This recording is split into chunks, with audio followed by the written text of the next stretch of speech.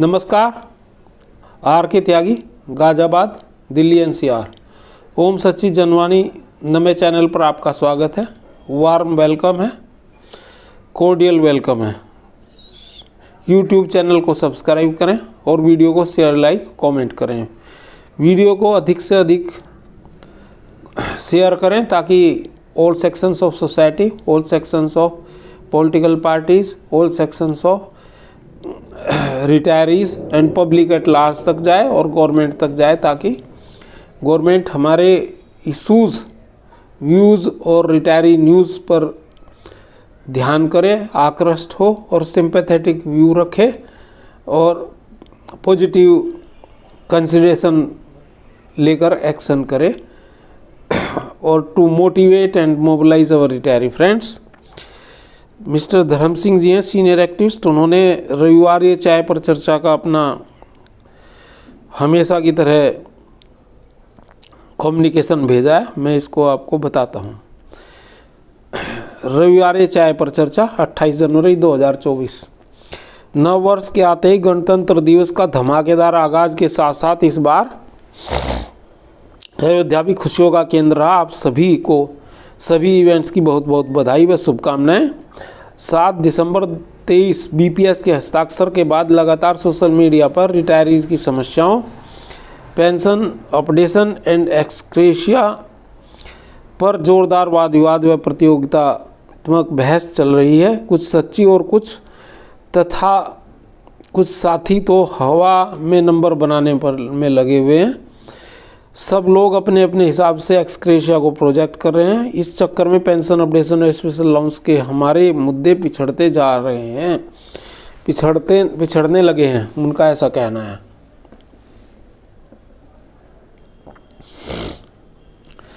क्योंकि pension updation पर बातचीत होने के बजाय एक्सक्रेशिया की चर्चाएं अधिकतम हो रही हैं, इसलिए उन्होंने ऐसा कहा।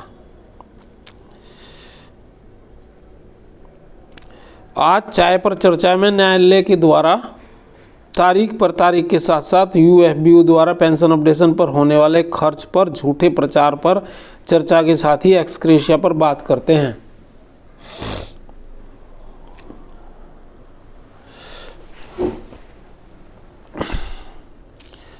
इस समय विभिन्न न्यायालयों में हमारे कर्मठ रिटायरीज व संगठनों ने मुख्य मांगे पेंशन अपडेशन एवं स्पेशल अलाउंस पर सरकार व आईबीए से पत्र व्यवहार के माध्यम के साथ साथ न्यायालय में से भी कोशिश कर रहे हैं। आप देख ही रहे हैं कि बहुत सारे क्लोजेस रिटायरीज के पक्ष में होने के बावजूद भी न्यायालय से तारीख पर तारीख मिल रही है। इंसाफ की पहल चाहे न्यायालय से मिले या सरकार की तरफ से, इंसाफ तो करना पड़ेगा। पेंशन अपडेशन जब आरबीआई में हो गई तो बाकी बैंकों के रिटायरीज को भी देनी ही पड़ेगी। ये बात बिल्कुल ही सही है कि भाई जब पेंशन अपडेशन आरबीआई में होगी तो बाकी जगह क्यों नहीं, तो बाकी जगह भी होनी चाहिए, खासतौर से पीएसबीज में। ये हमारी डिमांड लगातार है और हम लगातार इसको उठा रहे हैं। पेंशन अपडेशन रुकावट का मूल कारण क्या है? नंबर 1, बैंकों में पेंशन योजना। 58 बैंकों के प्रतिनिधित्व यूनियन के साथ साथ 29/10/1993 को औद्योगिक विवाद अधिनियम 1947 के तहत चर्चा हुई। नंबर 2, 31/12/1993 के क्लोज जिसमें पेंशन योग्यताओं, सेवाओं, पेंशन की राशि, पारिवारिक पेंशन अपडेट और आरबीआई में लागू अन्य सामान्य शर्तों का समावेश हुआ। लिखित शब्दों के अनुसार पीएसबीज में पेंशन योजना बिल्कुल आरबीआई की तरह होनी चाहिए। डीएफएस ने आरबीआई में पेंशन अपडेशन करने की मंजूरी दे दी, लेकिन बीपीआर 1995 में अंतर्निहित प्रावधानों के बावजूद सरकार ने पीएसबी में पेंशन अपडेशन के लिए मंजूरी को रोका हुआ है। यह 29/10/1993 के समझौते पर 1995 के क्लोज 35(1) व 56 के समझौते का उल्लंघन है और न्यायालय का कहना है कि बैंक पेंशन रेगुलेशन 1995 में पेंशन अपडेशन के बारे में यह स्पष्ट आदेश नहीं है। रिटायरीज संगठनों तथा रिटायरीज के पत्र व सर्कुलर देख रहे हैं, सभी में 35(1) व धारा 56 के उल्लेख पर बहुत जोर लगाया जा रहा है। न्यायालय में भी रिटायरीज के वकील अपडेशन के लिए 35(1) व 56 का उल्लेख कर रहे हैं। आखिर क्या है ये नियम? पेंशन अपडेशन के संबंध में बैंकिंग पेंशन रेगुलेशंस 1995 में 2 ही महत्वपूर्ण क्लोज हैं। आज इस पर भी चर्चा करते हैं। नंबर 1, 35 विनिमय 35(1) प्रारंभ से में इस प्रकार था उन कर्मचारियों के संबंध में जो 1/1/86 के बीच लेकिन 31/10/1987 से पहले सेवानिवृत्त हुए, मूल पेंशन और अतिरिक्त पेंशन के अनुसार अपडेशन किया जाएगा। इसके बाद में 2002-3 में संशोधित किया गया। मूल पेंशन और एक अतिरिक्त पेंशन जहां भी लागू हो दिए गए फार्मूले के अनुसार अपडेट किया जाएगा। जहां भी लागू हो शब्दों का जोरदार उपयोग करते हुए संशोधन के अनुसार अपडेट किया जाएगा। और मेरे अनुसार यह स्पष्ट करता है कि कर्मचारी की सेवानिवृत्ति की तारीख के बावजूद प्रत्येक बीपीएस में उत्पन्न वेतनमान में वृद्धि के साथ पेंशन को भी समय समय पर अपडेशन किया जाएगा। Close 2 number 2 close 56 bank pension regulation 1995 close 56 यह स्पष्ट करता है कि बैंकों में पेंशन योजना वास्तव में केंद्रीय नागरिक पेंशन के आधार पर है, और जिसमें कहा गया है कि इन नियमों बैंकिंग पेंशन रेगुलेशंस 1995 के लागू करने के मामले में यदि कोई संदेह है तो इस मामले का निपटारा केंद्रीय सिविल सेवा नियम 1972 और नियम 1981 केंद्र सरकार के कर्मचारियों के नियमों एवं संशोधनों या नियमों के अनुसार लागू होंगे। जबकि सेंट्रल गवर्नमेंट एम्प्लॉइज पेंशन प्रत्येक वेतन आयोग के साथ बढ़ोतरी होती है, और डीएफएस संसद द्वारा पास किया हुआ बैंकिंग पेंशन रेगुलेशन 1995 का सीधा उल्लंघन है। डीएफएस कर रही है उल्लंघन। यूएफबीयू के दबाव में पिछले 27 वर्षों से पेंशन अपडेशन नहीं हो रहा है। विशेष पेंशन अपडेशन पर भारी खर्च की बात एक झूठा प्रचार है। वास्तव में क्या यूएफबीयू वर्किंग क्लास के लिए काम करती है, और हमारा जो पेंशन की राशि भी जो बढ़नी होती है वो वर्किंग की तरफ कर देती है, उसको भी वर्किंग स्टाफ की।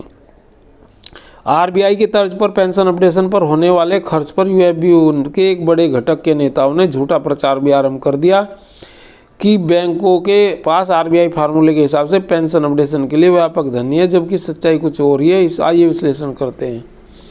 Pension fund position and pension updation expenses in crores as on 31 March 22 balance है। नंबर 1 बैलेंस है ₹3,34,610 करोड़। इंटरेस्ट इनकम है 21,208 करोड़। बैंक कंट्रीब्यूशन है 33,740। पेमेंट्स पेंशन पेमेंट्स है 30,480 करोड़। और every year increase in pension fund ये 24,400 करोड़ बढ़ जाता है हर साल। 5th है burden for pension updation on RBI line that is 9,000 crore approximately का मतलब 100-200 करोड़ ऊपर नीचे हो सकता है। हर साल 24,468 करोड़ का सरप्लस से 9,000 करोड़ आरबीआई तर्ज पर पेंशन अपडेशन कर भी देते तो भी 15,000 करोड़ हर साल पेंशन फंड में जमा हो सकते थे, और यूएफबीयू फंड की कमी दिखाकर सरकार व आईबीए को डराने की कोशिश कर रहे हैं। भारत सरकार व आईबीए की पहल पर जिस तरह फैमिली पेंशन 100% डीए न्यूट्रलाइजेशन और रिजाइनिंग के लिए पेंशन तथा एक्सक्रेशिया का एक तरफा फैसला लेकर पेंशनर्स को राहत दिलवाई तथा आरबीआई में पेंशन अपडेशन कर दी गई, वैसे ही आईबीए व सरकार पहल करके आरबीआई की तर्ज पर बाकी बैंकों की भी पेंशन अपडेशन करना होगा। और हमें सभी रिटायरीज को जब तक सम्मानजनक पेंशन अपडेशन आरबीआई फार्मूले पर प्राप्त नहीं होता चुप नहीं बैठना है।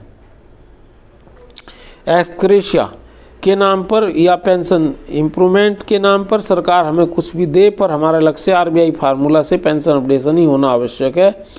हमारे एक वरिष्ठ साथी का कहना उचित भी लगता है कि यूएफबीयू आईबीए हम रिटायरीज को कई भागों में बांटना चाहते हैं। पहले 2002 से पहले की रिटायरीज, फिर 2002 से 12 के रिटायरीज तथा अब 12 के बाद के रिटायरीज। नंबर 1, 2002 से पहले वाले वरिष्ठ उच्च अधिकारी के पदों पद से रिटायरीज को 100% डीए का फायदे के साथ एक्सक्रेशिया देकर 10,000 से 25,000 का फायदा देकर उन्हें चुप कराने का नाकाम कोशिश हो रही है। वे ऐसा भी सोचते हैं कि पिछले 27 वर्षों में से कुछ नहीं मिला, अब जीवन के इस अंतिम पड़ाव में एक्सक्रेशिया प्लस 100% डीए की राशि भी एक सपना साकार जैसा ही है। और नंबर 2, 2012 के बाद रिटायरीज की और भी विडम्बना है। एक तो पेंशन अपडेशन नहीं हुआ, साथ साथ स्पेशल अलाउंस से पेंशन को भारी भरकम रकम का नुकसान हो रहा है। वे पेंशन अपडेशन पर कम ध्यान तथा स्पेशल अलाउंस को बेसिक में मर्जर पर अधिक ध्यान देने की बात कर रहे हैं। हम रिटायरीज को यूएफबीयू के कुछ सभ्य नेताओं के जाल में नहीं फंसना चाहिए। पेंशन अपडेशन तथा स्पेशल अलाउंस की लड़ाई को तेज करना होगा। दोनों ही मुद्दे एक्चुअली होने चाहिए सॉर्ट आउट एक ही साथ। आईबीए व बैंक अगर कुछ फ़ायदा अपने बजट से एक्सक्रेशिया के रूप में दे रहे हैं तो हमें स्वीकार कर लेना चाहिए। ध्यान रहे हमारा लक्ष्य पेंशन अपडेशन व स्पेशल अलाउंस मर्जर है, न कि एक्सक्रेशिया। हमें सब रिटायरीज व संगठनों को एक साथ संयुक्त महासंघर्ष करना चाहिए। एक कदम आज के संदर्भ में बहुत महत्वपूर्ण व जरूरी है। यह कदम और हमारा सभी सेवानिवृत्त संगठनों, खासतौर पर बड़े संगठनों से अनुरोध है। हम अनुरोध करते हैं कि अब समय आ गया, अपने बिल से बाहर आएँ, अहंकार छोड़ें और संयुक्त रूप से संघर्ष करें और सभी से संयुक्त महाधरना व प्रदर्शन का आह्वान करते हैं। छोटे सभी संगठन व रिटायरीज संघर्ष के लिए तैयार बैठे हुए हैं। अन्यथा एक्सक्रेशिया के चक्कर में रिटायरीज संगठन का पिछले 27 वर्षों से चल रहा संघर्ष, आंदोलन, मेहनत बेकार हो जाएगी। कोशिश तो रोज़ करते हैं, वक्त से समझौता कर लें। पेंशन अपडेशन न सही, थोड़े में गुजारा कर लें, पर कमबख्त दिल के कोने में छुपी पेंशन अपडेशन की उम्मीद किसी भी तरह मानती नहीं। जागरूक बने और धर्म सिंह, ये उनका एक पैगाम है। नमन साथियों, आर के त्यागी, गाजियाबाद NCR दिल्ली। सभी साथियों को क्रांतिकारी अभिवादन, सैल्यूट और नमन। सभी लोग संपन्न, स्वस्थ और प्रसन्न रहें, सपरिवार मंगल में रहें। जय भारत, भारत माता की जय, वंदे मातरम, ओम नमः शिवाय, जय सनातन समाज संस्कृति।